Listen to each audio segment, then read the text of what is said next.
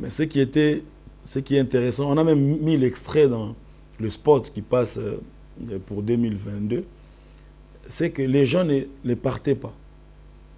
Les gens sont restés là sous la pluie, certains avec leur chaise sur la tête, ils étaient en train de chanter. Non mais là, j'étais là en train de voir, j'ai dit, c'est déjà ça la célébration Pâques. C'est-à-dire même si il n'y avait pas, ça c'est déjà la célébration Pâques.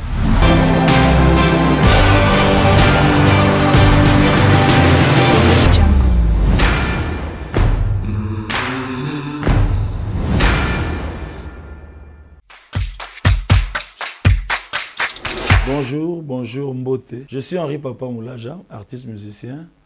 Je fais du gospel et je suis initiateur de la célébration Pâques qui a commencé, ça fait 10 ans cette année.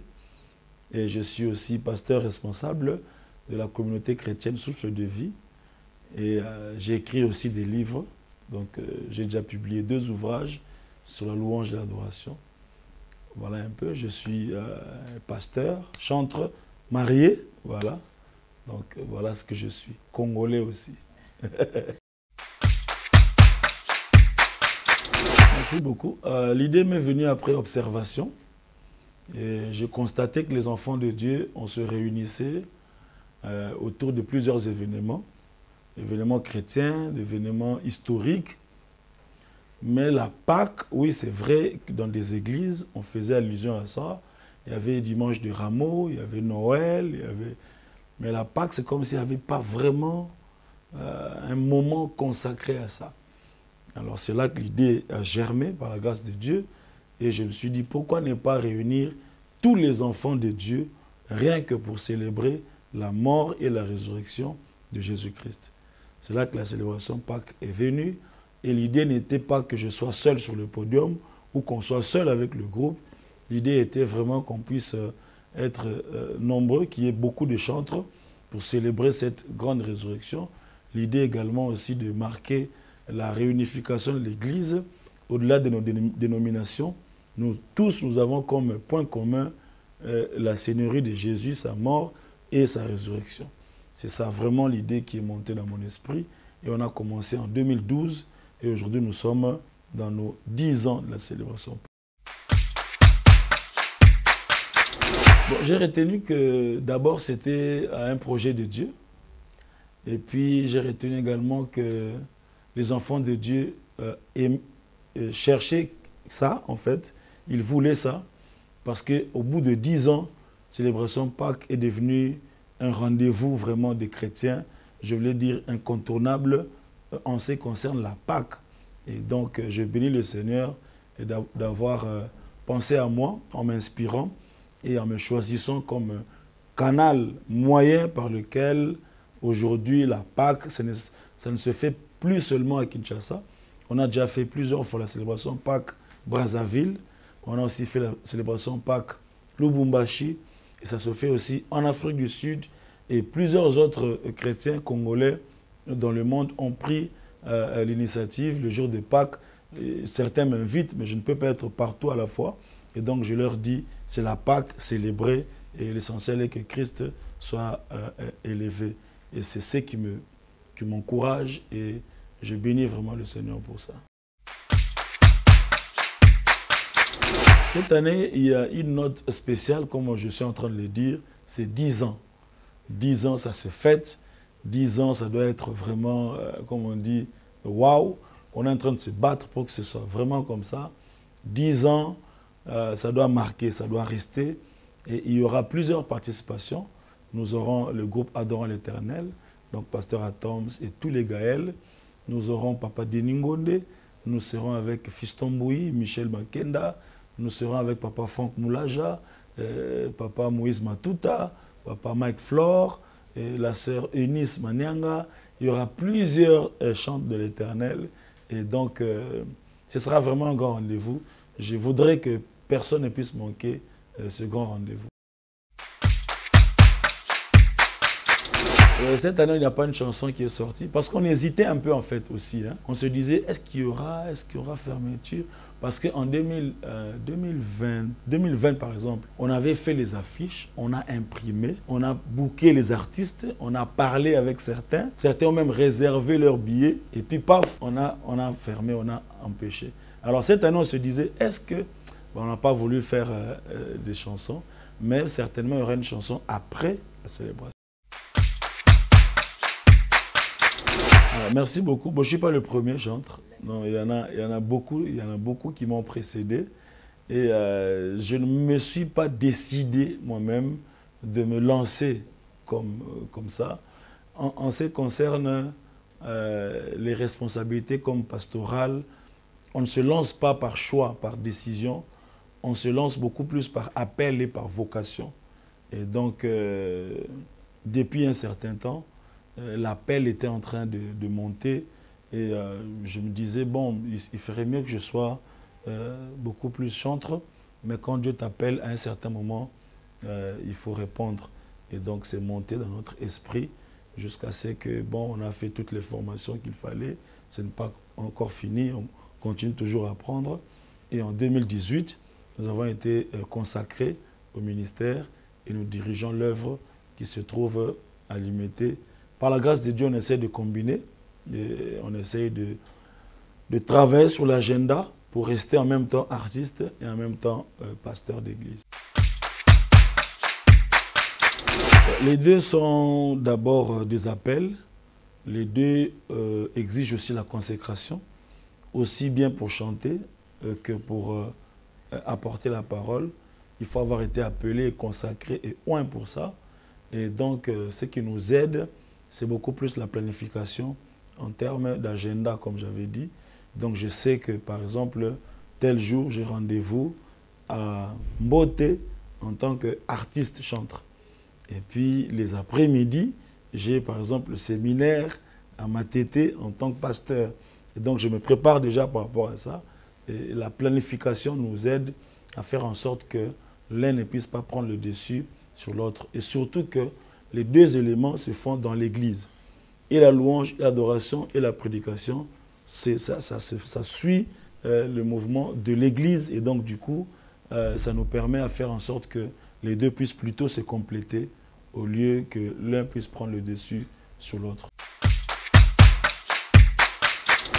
D'ailleurs, c'est là qu'est venu encore une fois de plus l'appel pastoral, parce que nous avons toujours un fardeau pour les autres, pour ceux qui veulent suivre le chemin de la louange, de l'adoration. Et donc, par la grâce de Dieu, nous en avons, on va dire, formé, coaché, aidé, encouragé, beaucoup.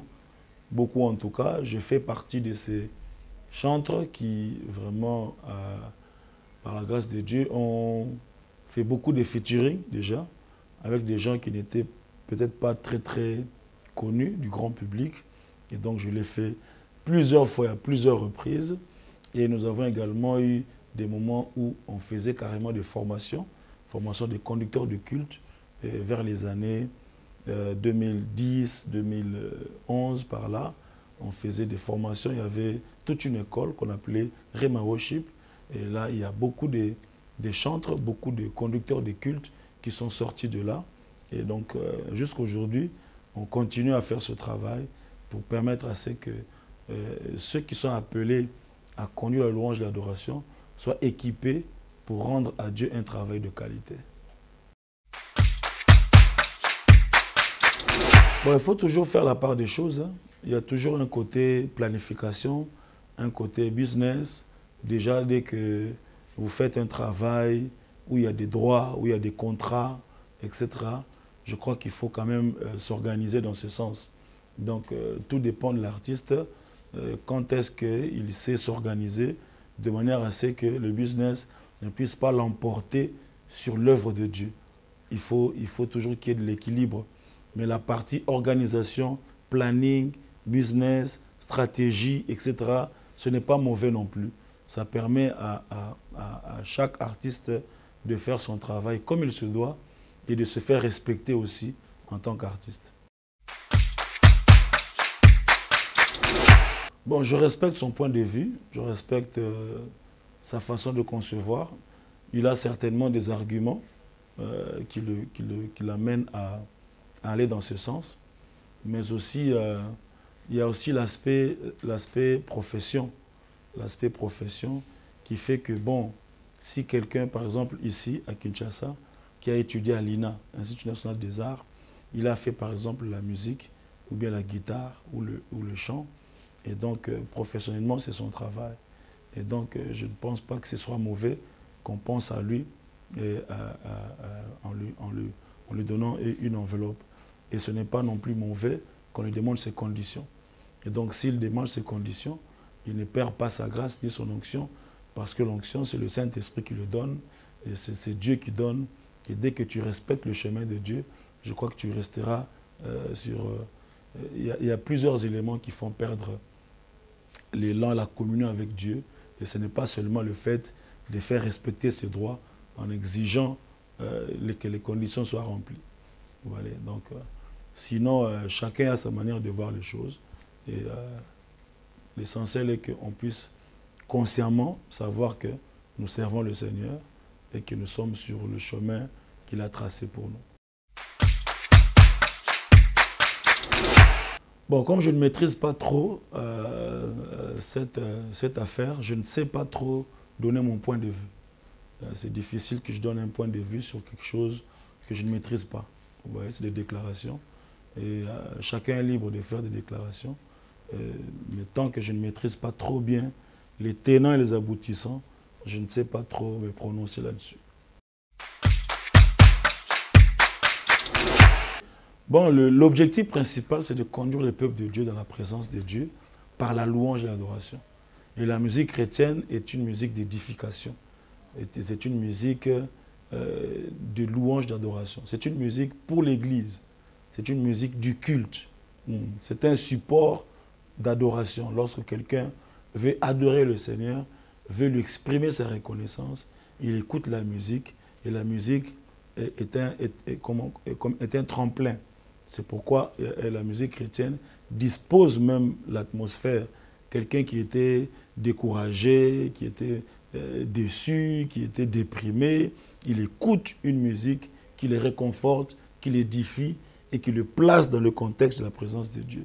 Et c'est ce qui est l'objectif principal. Après, les éléments qui viennent après sont des éléments d'encadrement. Ce sont des éléments qu'on peut considérer comme l'armature juridique qui permet à la personne de rentrer dans ses droits. Et c'est important de les connaître aussi. C'est pourquoi j'invite même les artistes à aller à notre siège de la SOCODA. La SOCODA, ce n'est pas païen, c'est une institution qui permet à chaque artiste de comprendre c'est quoi les droits d'auteur, de savoir comment on fait pour devenir membre et comment tu peux faire honorer, n'est-ce pas, ton travail et te faire rémunérer en tant qu'artiste d'abord. Et donc j'invite tous ceux qui voudraient, qui sont déjà dans ce travail. C'est ici, hein, c'est ici en ville, non loin de la place des Évolués. Il y a tout un siège là-bas. On reçoit tout le monde.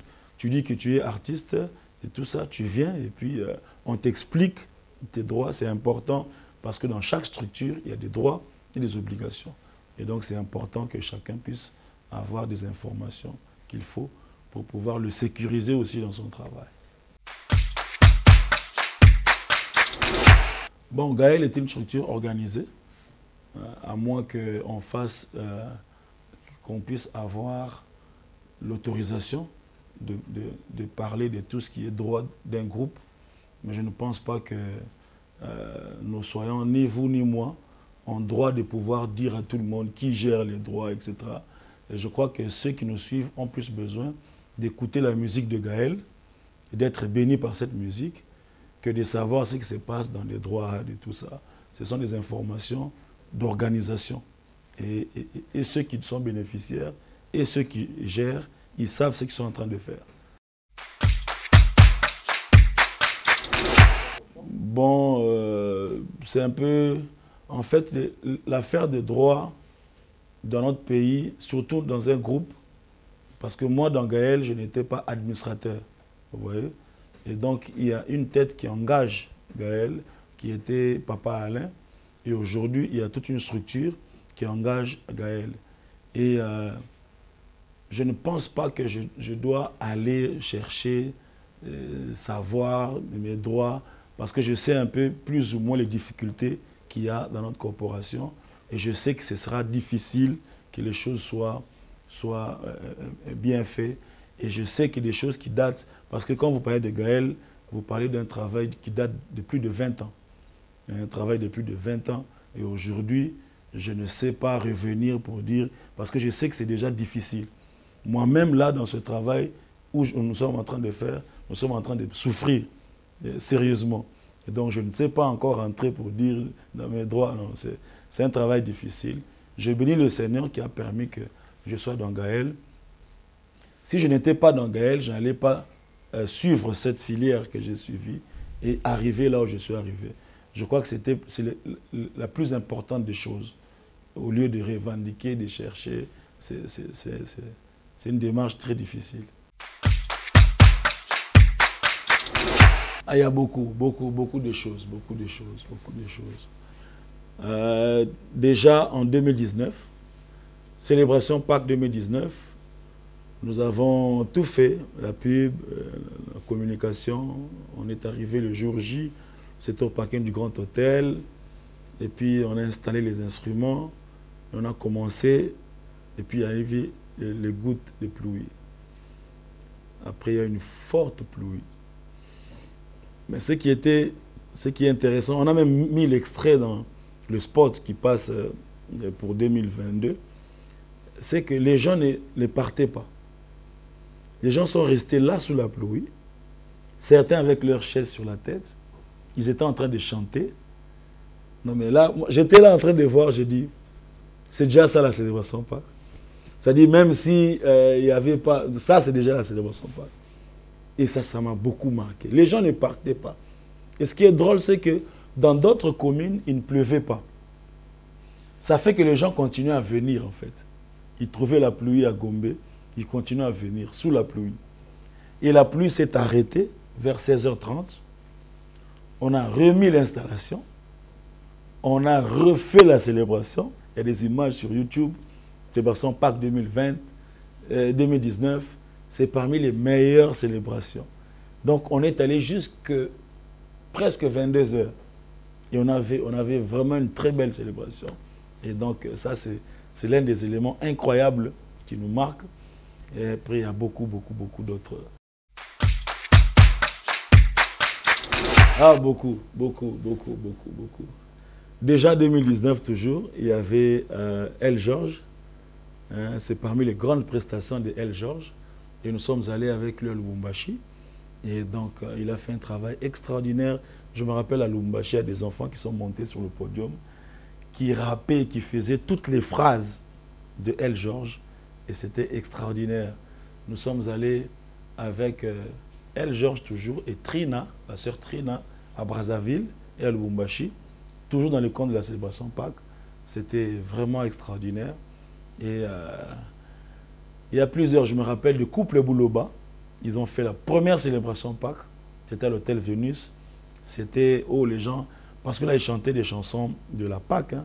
Tout est accompli sur la croix. Et donc c'était émouvant. Et voilà, il y a également Namandé Namouana, je me rappelle, il a fait la célébration Pâques 2013. Et c'était une prestation juste de quelques minutes.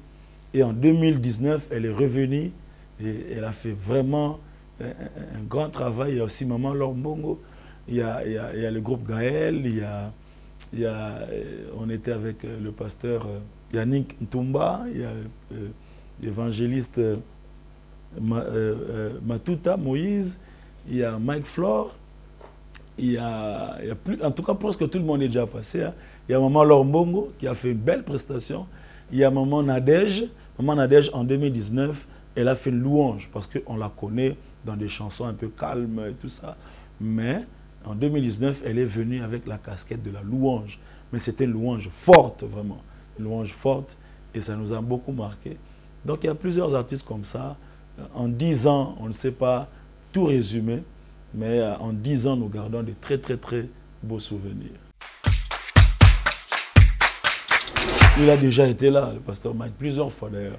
Nous avons fait avec lui célébration Pâques vers Triomphal, c'était en 2015. On a fait 2016 avec lui. Donc, Papa Deningo n'est pas encore passé, pasteur Moïse n'est pas encore passé, Maman Chabani n'est pas encore passé, pasteur Louva, j'étais avec lui-même avant-hier, il n'est pas encore passé, Papa Patrice Ngoï n'est pas encore passé. Donc, et puis, c'est difficile de mettre tout le monde sur la même affiche. Et moi, je me dis, tant qu'il y aura célébration Pâques, il y aura toujours des nouveaux qui vont venir,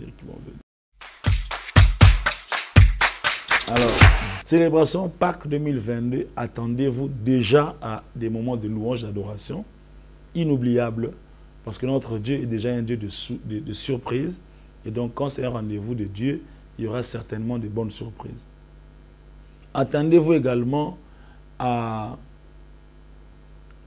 découvrir des nouveautés. Nous avons notre sœur, la sœur Eunice par exemple, qui vient de faire un bon travail et donc ça vient à peine de sortir.